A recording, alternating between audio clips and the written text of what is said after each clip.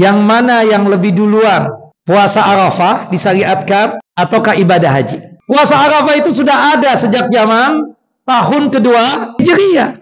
Rasulullah baru berhaji 10 Hijriyah. Jadi ini sangat jelas ya. Rasulullah itu setiap tahun puasa Arafah, bukan begitu? Dan pada saat itu belum ada haji, belum ada wukuf di Arafah, bukan begitu Pak? Iya kan? Nah jadi puasa Arafahnya kita itu sebenarnya tidak ada kaitannya dengan orang yang sedang wukuf di Arafah. Yang pertama. Jadi clear ya. Kita berarti puasa Arafahnya itu ikut tanggalan yang ada di negeri kita, tempat kita tinggal, ataukah ikut yang mereka yang sedang wukuf di Arafah, ikut di mana kita tinggal. Dan itu difatwakan oleh ulama Saudi Arabia. إن كان قصدك أن اللي في الأقطار الأخرى كيف يصومون يوم عرفة؟ هل يصومون على رؤية المملكة؟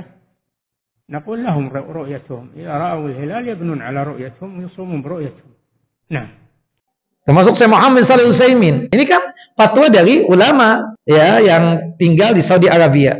Lajnah Daimah, Komite Tetap Ulama Saudi Arabia. Itu yang pertama ya. Kemudian yang kedua Pak, kenapa saya katakan ini berkaitan erat dengan masalah tanggalan yang ada di negeri setempat, bukan tentang keadaan orang yang wukuf di Arafah. Karena kalau sekiranya tidak ada haji, kita tetap puasa Arafah enggak? Dan ternyata pernah terjadi sejarah nih ya, Mamlakah Saudi Arabia itu dikuasai oleh kaum Qaramitah. Mereka itu dari kalangan Syiah, Rafidhah. 5 tahun nggak ada haji. Apakah kita tetap puasa Arafah? Of course, tentu tetap puasa Arafah. Jelas? Itu alasan yang kedua, Pak.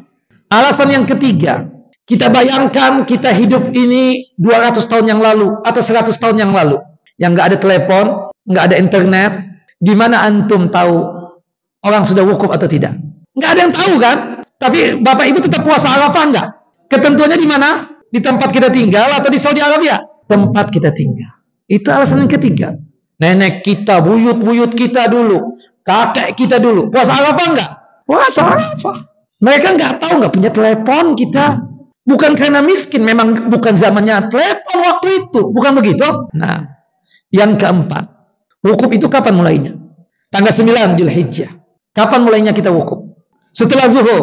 Sampai kapan? Sampai tenggelam matahari. Wajib itu. Habis zuhur sampai tenggelam matahari. Kita berada di sana waktu hajian wukuf Arafah sampai tenggelam matahari. Habis zuhur, subhanallah, teman-teman kita yang di Papua, di Kalimantan sudah maghrib, Pak. Di Australia sudah isya. Gimana antum mematokkan bahwasanya oh ini berkaitan dengan orang atau keadaan orang wukuf Arafah?